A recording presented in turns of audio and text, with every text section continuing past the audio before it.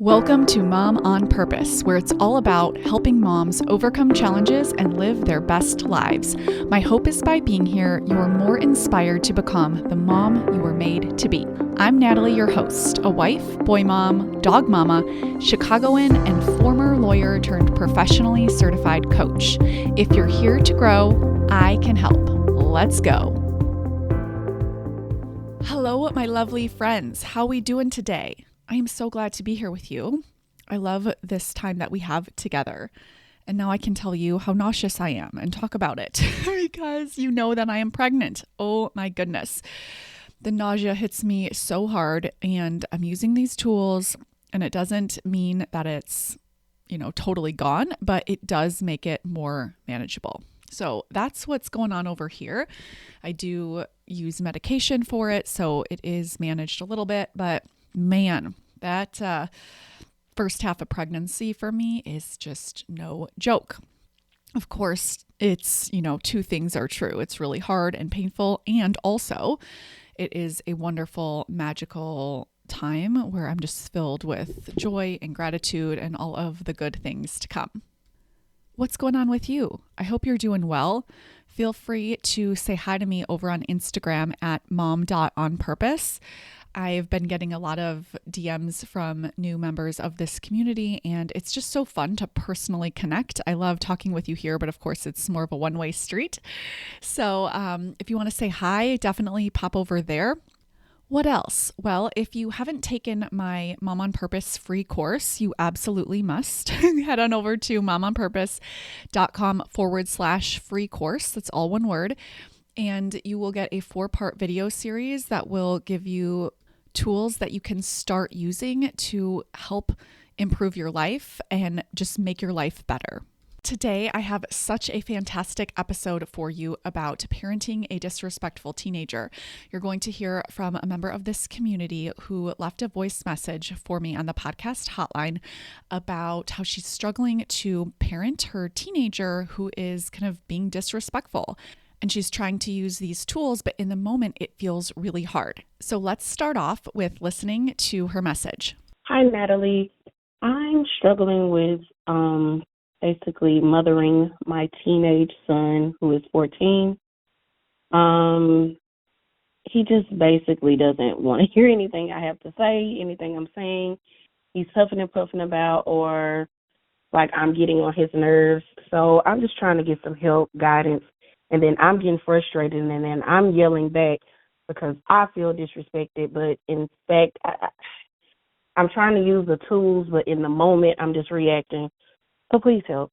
All right, my beautiful friend, I got you. I have lots of tools that are absolutely going to help. The first suggestion that I have is to focus back on you. So you told me a lot about your son and kind of what's going on. And you did tell me a little bit about how you're feeling and that you do take some action of yelling. But what are your thoughts? I have a hunch what your thoughts might be, but I don't know exactly what they are. So what are you thinking about all of this? What are your thoughts about your teenager not wanting to hear what you have to say? What are your thoughts about him thinking that you get on his nerves? What are your thoughts about him being disrespectful? And without judgment, just notice how you're thinking about this entire situation. And I'm going to offer you some alternative thoughts that I think will probably be much more helpful and empowering for you. Because when we do this work, we're not trying to change teenager. I'm trying to empower you so that you can show up as the mom that you want to be. And in so doing, you will have a different impact on teenager. But we can't control your 14-year-old son. And that's kind of where I want to start off with just kind of some background information about attachment and kind of the cycle, as I like to think about it, of mothering when our kids are little and school-aged. That is all about attachment. So our kids are wanting to be with us, wanting to spend a lot of time with us. They're seeking us as their attachment, and that is how it's supposed to be. We provide this secure attachment base for them. Then what happens in the teenage years is it actually flips to the opposite. The teenager is no longer seeking us for attachment. They're actually much more focused outward and wanting to separate from us. It's kind of like a cycle of preparation for adulthood, if you think about it in that way. And remembering that this is actually a very normal part of child development is really, really helpful, because then instead of having thoughts like, my teenage son should hear what I want to say, you could have a thought like, of course my teenage son, who is 14, doesn't want to hear what I have to say. He's at the age where he is very focused on his peers and thinking he knows better. And it's just a sign that he is maturing and going through adolescence and wanting to kind of prepare for adulthood, even though he would never use those words. That's what's happening. So this doesn't mean to tolerate disrespectful behavior. We'll get to the boundaries part, but this work ahead of time of changing your mindset, the mindset of something's gone wrong, he should want to hear what I have to say, he should listen to me, he knows better. None of those thoughts for you are going to be helpful. Instead, having thoughts like, of course my teenage son doesn't want to hear what I have to say. He's a teenager. He is very focused outward right now and wanting to explore his relationships outside the home. He doesn't want to spend time with me in the way that he did when he was little. And that can be a little bit sad and heartbreaking. But also, if you take a step back and you just think about it as the season that you're in, it can also be really powerful to just witness your child's own growth and development, and to just know like you're doing a really great job. Nothing's gone wrong, even if it feels a little bit sad for you. But all of that is part of your work. So the first thing I would say is just clean up your thoughts. Same thing with if he says that you're getting on his nerves. My thoughts would be, of course I'm getting on his nerves. I'm his mother, and I'm probably having some rules and some boundaries that he doesn't like. Of course I'm getting on his nerves. And so I'm wondering what your thoughts are about you getting on his nerves. Are you thinking that you shouldn't be getting on his nerves? Are you thinking that he shouldn't think you're getting on his nerves? I'm wondering what you're thinking, because you said that you get frustrated. And you're getting frustrated not because he's being a teenager, not because he doesn't want to hear what you have to say, not because you're getting on his nerves. You're getting frustrated because of what you're thinking. And it doesn't mean what you're thinking is wrong. It just means that what you're thinking is probably not helping you show up as the mom you want to be. And you, of course, already know that because you said you end up yelling. And so you don't want to yell, but of course you want to have boundaries. And so how does this work? What does this look like? It looks like you don't have expectations for what your son should be thinking and feeling, but you do still hold boundaries. So it's okay if your son feels like you're getting on his nerves. It's okay if he doesn't want to hear what you have to say. You know, kind of like I said, of course, he's 14. And also, you do have rules and boundaries for living in your home. And that's okay that he doesn't like those. In fact, if we really take a step back out of this and just think about how this sounds so much more typical and expected than if your son said, "Oh, thank you so much for having these rules and boundaries, Mom. I really appreciate your parenting." Of course, we do not hear examples of 14-year-olds saying that, at least not often. And so just reminding yourself of that, like he's doing what he's supposed to be doing. And also, that doesn't mean you just, have no rules or boundaries. You still have rules or boundaries. You just don't think that he should be any different. So I don't know exactly what he's doing, but you said that you feel disrespected. And one way that you can change how you're thinking about this that can be really powerful is, instead of making it about you, separate out what he's doing and don't take it so personally. So when we take things really personally, it just makes it harder for us to show up as our best selves. It's a cognitive distortion. And what I like to remember is that my kids' behavior, particularly when it's disrespectful, isn't about me. Even if your child said, "I hate you," or like it's directed at you, it's really not about you. It's about what's going on beneath the behavior. So what's going on for your son is whatever he is thinking and feeling in that moment. And so instead of taking it personally and then yelling back, it's getting curious. Like, I wonder what's going on for him. And yes, you can still hold boundaries. So I don't know exactly what the behavior is, and that is going to determine what the boundary is. So I like to think of a boundary as something I do to help contain my child.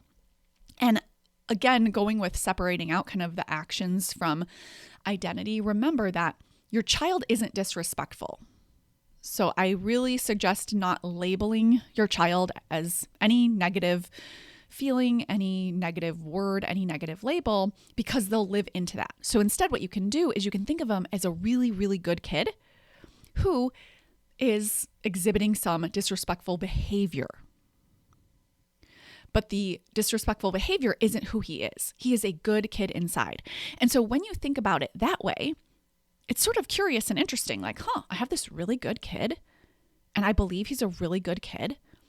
And we're on the same team, and I have that mindset that we're on the same team, and he is taking some actions that are disrespectful and kind of go against the rules and values and boundaries that we have in our home. Like, I wonder what's going on with him. I wonder what he's going through that would make him think and feel and act that way. And from that place, this is going to help you not feel frustrated and not yell. So then you can contain and hold the boundary. So again, just a reminder, boundaries are not for the child. Boundaries are for you to help the child. So for example, I'm in the thick of toddlerhood. If my child is going to bite, I quite literally stop him from biting. I've coached a lot of my friends with their kids who hit. And when a child is hitting, you quite literally stop them, like you grab them, you stop them in action and prevent them from hitting.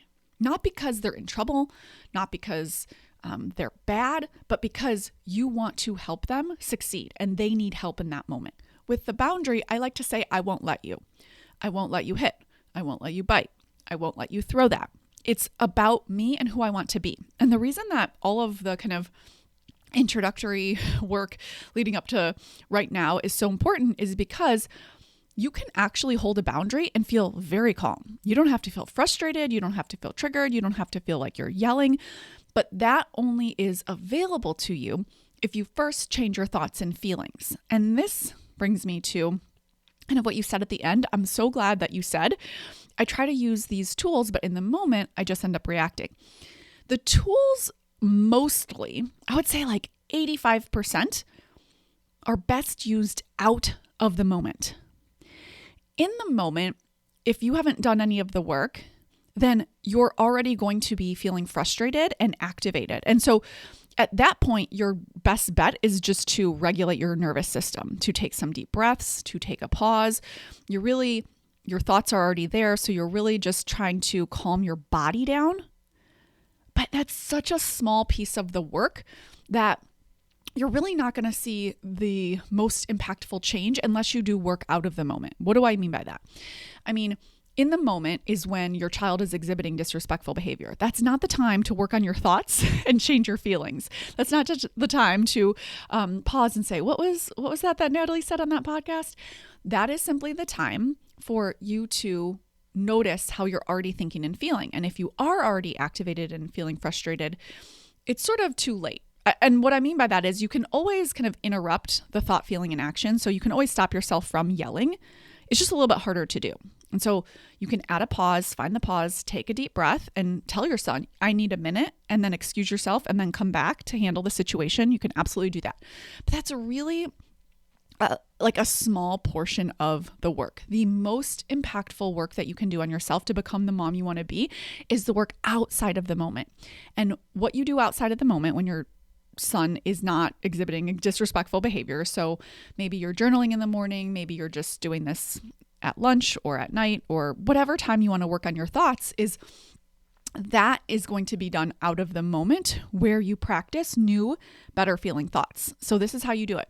You think about how your son is likely to do some disrespectful behavior, whatever that is. You didn't say what the facts are, so I don't know. I don't know if he's swearing. I don't know if he's saying you're getting on my nerves and maybe a tone that feels disrespectful to you, or maybe he's walking away from you when you're talking, or he's coming in late, whatever the specific actions that he's taking are, those are the facts.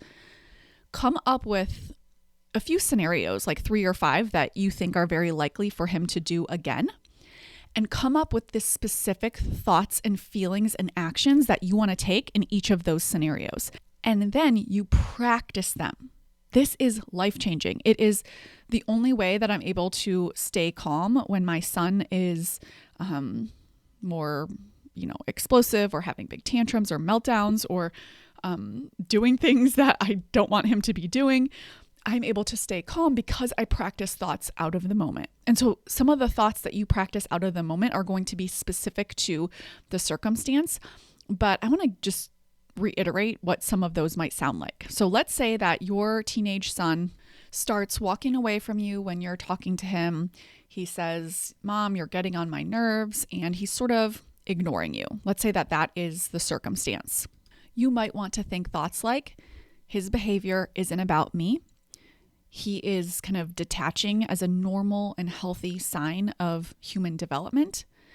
I know he is a good kid inside, and I want to feel calm, supportive, loving, and firm with respect to how I show up for him. I know that this isn't about me. I know that this is about him. From that mindset, then you probably feel sturdier, calmer, more warm-hearted, and still firm. And then you can decide what actions you want to take. You might want to wait until he comes back around. Maybe he's going to come back downstairs after walking away. You might want to go up and talk with him about walking away from you as his mom and how you think that's disrespectful behavior and how you know he's a really good kid and you know that he knows better and you want to see him stay, even if it's hard and even if it's stuff that he doesn't want to hear. So in this example, notice how you're allowing him to have his thoughts and feelings. You're not thinking, he should be thinking, I love hearing what my mom has to say. We're expecting him to think and feel however he wants, but we're still holding him accountable to actions that are, acceptable and unacceptable in our homes. I like to say that all feelings are welcome, all actions are not.